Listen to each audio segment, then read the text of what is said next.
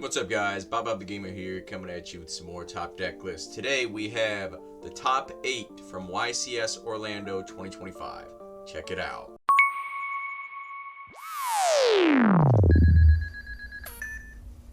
Alright guys, here we go. So, first place, we have Eric Shen, the king of Vayu right now.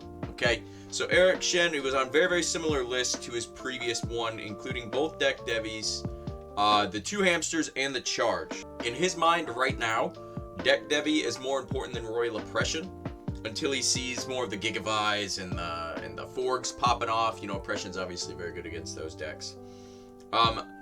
He is on one less fossil dyna than he was on his previous list because he was less worried about Amaryllis.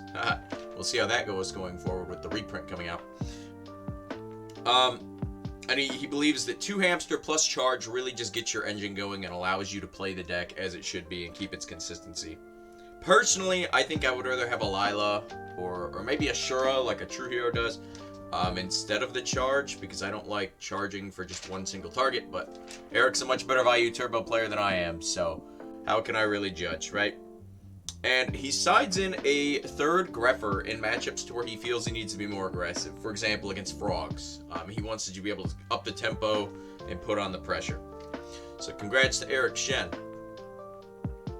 our most winning Edison player. Alright, moving on to 2nd place, we have Terry Miller playing Gladiator Beast. Terry Miller doesn't really super play the format. He built the deck at 3 a.m.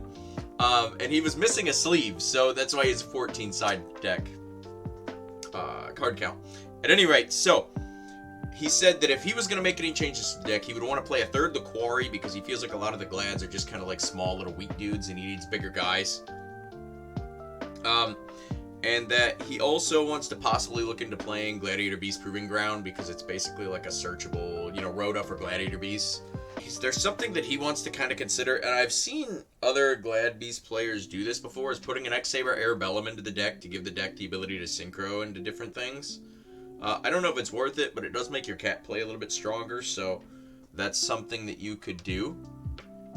Plus, Arabellum plus Test Tiger or Sam Knight does make Brionic or Yugioh, which are both 2 of the strongest cards in the format, so I guess maybe there's something to look into on that. He said that Hedgeguard was actually really good, so when a monster would be destroyed by battle, you discard Hedgeguard and it stops it from being destroyed. That allowed him to tag out even through things like Trunade or Heavy Storm, things like that. He also mentioned that he bluffed Starlight Road a lot, and that he would just set 4 cards and people were like, man, he's got Solemn or Starlight, and he didn't. He's not on Call the Haunted or Trap Dust Shoot. I know Call the Haunted's pretty big for like the Geysaris play. He said as far as his 15 side deck card, he'd probably play Cold Wave. Trap Stuns plus Cold Wave and Geysaris is disgusting, so that's probably the direction he would end up going. Alright, moving on. 3rd place, Marcus Hayden. So, interesting things to note is that he's only on 1-dimensional prison, which in Blackwings is super crazy. You don't see that a lot. I like the 1 Dust Tornado in the main. Blackwings kind of lose to some end stops like Book of Moon or Bottomless Trap Hole, things like that, right? So that's really going to help him try and keep stuff on the board, and it also lets him set things like DDV or maybe like one of the draw traps to make it chainable. He said that he would consider mating 1 Oppression, but the deck list he's refined a lot, and that it's just really tight, and he wasn't sure if he'd be able to do it. He did mention that Dark Illusion was very good, and he does not plan to cut the card whatsoever.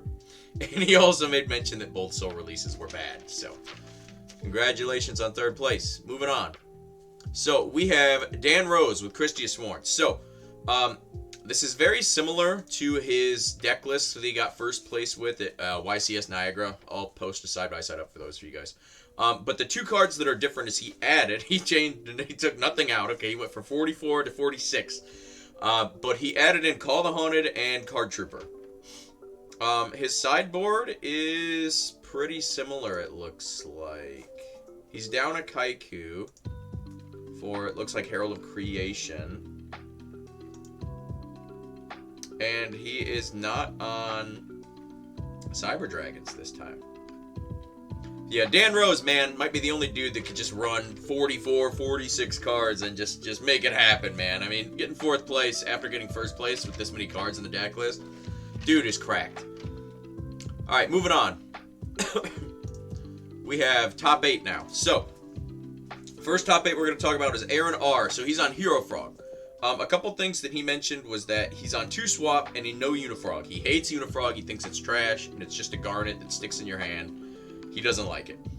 Ratios to look at. He is on 5 Monarchs. He's on the 3 Caius, 2 Ryza, and he is on 5 Heroes. So he's kind of on that typical Fraser Smith 5 Frogs or 5 Heroes, and he's on 9 Frogs. So he's not playing Unifrog, and he's only on 2 swaps. There's your 9, counting the subs, of course.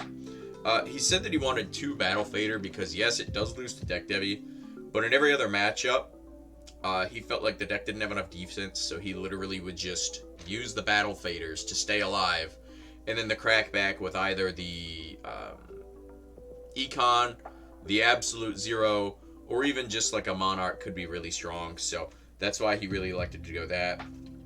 Speaking of the enemy controllers, he wanted 2 of those so that he could kind of play more of a more aggressive game. He did mention siding those out in a lot of games where he didn't think Treeborn would stick around, right? So people playing Soul Release or Triple Crow or something like that. Maybe Zombies, Book of Lives. To get rid of your Treeborns, that he felt that the Econs would lose a lot of value, but most people aren't maining that stuff game 1, so he wanted to keep those in and be more aggressive. He did mention that the 3 Crow and the sideboard didn't really ever come in, but it was more so for the Dream Frog or Forg decks, and potentially for the Gigavise, but they didn't end up coming in a lot. And then Karma Cut, he said, was just for frogs. Everything else is pretty standard. Moving on, we're going on to Shawn Banks, who is playing Machina Control. So, another large card list. He's on 44 cards, 26 monsters. So, his reasoning for this, and it kind of makes sense, was that he was on 3 Hamsters, he was on 3 Raikos, he was on Charge, and he was on Triple Avarice. So, basically, he didn't want to run into multiples of these cards, but he wanted to play all of them, so he kept his starters intact. So that's why he upped the card list number, so that he would run into those cards a little bit less. Interesting things to note on the main is 2 Sidrus, 3 Hamsters, 1 Lila, 1 Jane, Chaos Sorcerer, Gale, and Tragodia. Now, a lot of these choices are made to implement the Chaos Sorcerer. Being able to play cards that are very strong, like Gale. Having additional charge targets, I'm a really big fan of that. And it lets you choose between Raiko or Lila or Jane. Sometimes just being at 2100 and beating over like a set frog or something is really good. He did mention that the Book of Moon, he really liked it for his slip effects. And it was really nice in matchups where people were having siding trap stuns or maining trap stuns. So that was kind of explaining the Book of Moon. He said the 2 Compulse were very, very good because you could use them offensively or defensively if your fortress gets bottomless, or if you wanted to just get another gear frame search, you could do that. And then he was citing 2 Oppressions, which doesn't normally get played in Machina Control, but he did mention that those were pretty good, especially into things like the Gigavise deck. Alright, moving on. We get the last 2 in top 8, the ones everybody's probably been waiting for. So we have Sam Lawrence with Gigavise. So this version, the 2 versions are a little bit different. So this one has no D&D Lion, no Super Solar, and no Cyber Valley. He elected to go for things like the Plague Spreader, the Jar, and the Necrogardna to kind of give him a little bit more defense. But he really liked Plague with the stealing effects, your marks, your brain control, that type of thing. He said that was pretty good. And also you could stack with Hidden Armory and kind of mill like a good card that you wanted in graveyard, like Necrogardna or something like that. He did mention that Morphing Jar won him a lot of games, and that most people did not see it coming, and when it resolved, it was just crazy. It got him all of his combo pieces. It allowed him to kind of pop off. This version, he kind of wanted to focus on less of the combo to OTK and more of making an unbreakable board, hence the Necrogardna, allowing him to just have Titanial, Stardust, Power Tool, and Gigaplant. That board's really hard to out on its own. You don't have any targeting, no destruction, and then Necrogardna would prevent the attacking over like a Colossal Fighter type play. So that was the idea with that. And he said that he thinks that you could probably cut Power Tool in this version from 2 to 1. He said he didn't make the second Power Tool hardly ever, and that he would probably replace it with a Gotems just because of things like Machina Fortress plus Plague. Being able to make Gotems is pretty strong. Or Nettles, obviously. They play the Nettles.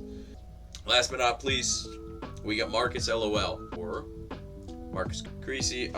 He played a very much different version of the Gigavise deck. So he's on 2 Dandy, 1 Cyber Valley, 3 Super Solars, which he uses with the Dandy tokens to find Lone Fire quicker and just kind of start the combo off earlier. He's on 2 DDRs, 2 Marks. He did mention that he used to play 1 for 1, but it just didn't end up seeming to be worth it when you didn't have Dandelion in hand. It wasn't impactful enough. Interesting things to note is that he's not on MST because he wasn't really expecting Oppression. Moving forward, he said he's probably going to change that because with the rise of this deck in Forgs, he's expecting a lot more decks to have the Oppressions in the sideboards now. And then he really liked Autonomous Action Unit for the mirror match. Being able to just grab a Titanial, he said, would just often win him games between Amaryllis, Quick Draw, and the other Gigavise decks, which admittedly had really low representation. But he did have the mirror match, so that did come up. But yeah, guys, that's going to be your top 8 deck list from YCS Orlando. Sorry it's taken me a second to get this out, but I'm starting to feel a bit better and I'm not completely sick anymore, at least not as bad. So expect more deck lists on the way. I'm working on the Birmingham ones and RBETs coming up this weekend, so I'll be sure to get you those deck lists too. As always, everything is linked in the description, and if you enjoyed this video, please like and subscribe, and I'll catch you in the next one. Later.